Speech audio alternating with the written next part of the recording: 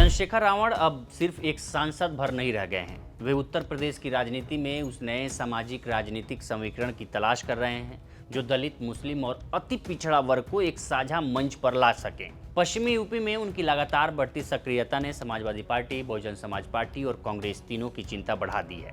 मेरठ में 14 मई को आयोजित कार्यक्रम ने इस बात के स्पष्ट संकेत दिए कि आजाद समाज पार्टी कांशीराम, जो चंद्रशेखर आजाद की पार्टी है, ये अब केवल आंदोलनकारी संगठन नहीं रहा बल्कि 2027 विधानसभा चुनाव के लिए गंभीर राजनीतिक दावेदार बनने की तैयारी में है।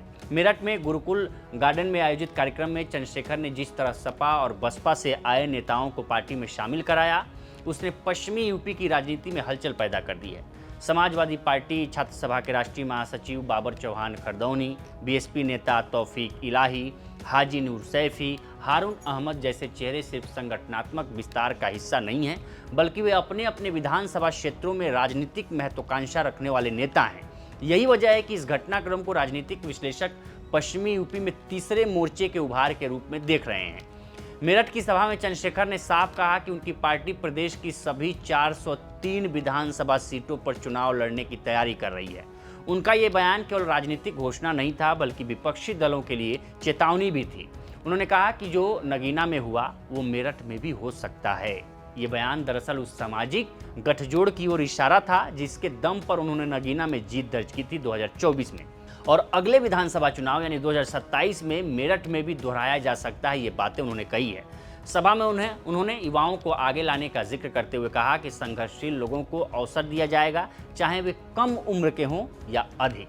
ये संदेश सीधे तौर पर उन युवाओं और स्थानीय नेताओं को आकर्षित करने की कोशिश है जो बड़ी पार्टियों में खुद को उपेक्षित महसूस कर रहे हैं। चंद्रशेखर लगातार ये नैरेटिव गढ़ने की कोशिश कर रहे हैं कि सपा, बसपा और कांग्रेस अब पुराने नेतृत्व की पार्टियां बन चुकी हैं, जबकि एएसपी नई पीढ़ी की राजनीति का मंच है। मेरठ में जिन चेहरों को एएसपी में शामिल कराया गया वे महज कार्यकर्ता नहीं हैं। इनमें से अधिकांश लोग विधानसभा टिकट की आकांक्षा रखते हैं। बाबर चौहान खरदौनी, जो सपा के छात्र सभा के सचिव महासचिव थे, लंबे समय से किठौर सीट से सपा की टिकट की उम्मीद लगाए हुए थे, लेकिन वहां पूर्व मंत्री शाहिद मंजूर की मजबूत दावेदारी के चलते उनको लगा कि यह अवसर उनको नहीं मिलेगा। यही स्थिति बीएसपी के कई नेताओं की भी रही जिन्हें टिकट की उम्मीद थी लेकिन पार्टी में जगह सीमित थी। राजनीतिक पंडितों का मानना है कि चंद्रशेखर राजनीतिक रूप से निराश नेताओं को नई उम्मीद दे रहे हैं। ये वही रणनीति है जिससे कभी कांशीराम ने बीएसपी का विस्तार किया था। इससे चंद्रशेखर की पार्टी को जमीनी स्तर पर तैयार संगठन और स्थानीय नेटवर्क दोनों मिल रहे हैं। दरअसल पश्चिमी यूपी की राजनीति लंबे समय से मुस्लिम जाट, मुस्लिम दलित और जाटव वोट बैंक के इर्द गिर्द घूमती रही है। सपा जहां मुस्लिम यादव समीकरण पर निर्भर है, वहीं बीएसपी की ताकत जाटव वोट रहे हैं। लेकिन चंद्रशेखर इस पूरी राजनीति में नया समीकरण खड़ा करने की कोशिश कर रहे हैं। मेरठ में पार्टी में शामिल हुए अधिकांश चेहरे मुस्लिम समुदाय से हैं। किठौर से बाबर चौहान, सरधना से तौफीक इलाही और हारून अहमद, दक्षिण सीट से हाजी नूर सैफी जैसे नाम बताते हैं कि एएसपी पश्चिमी यूपी में मुस्लिम नेतृत्व को जगह देकर सपा के आधार में सेंध लगाने की तैयारी कर रही है। राजनीति के पंडितों का मानना है कि मुस्लिम मतदाता बीजेपी को हराने की क्षमता के आधार पर मतदान करते हैं और यही वजह है कि सपा को उनका बड़ा समर्थन मिलता रहा है।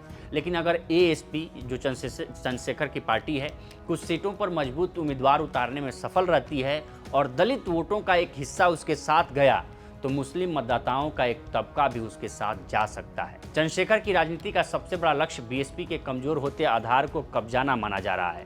पिछले कुछ चुनावों में बीएसपी का वोट प्रतिशत लगातार गिरा है। जाटव समाज का एक बड़ा युवा वर्ग अब मायावती की राजनीति से दूरी बनाता दिख रहा है। यही वर्ग चंद्रशेखर की आक्रामक शैली और सड़क की राजनीति से प्रभावित है।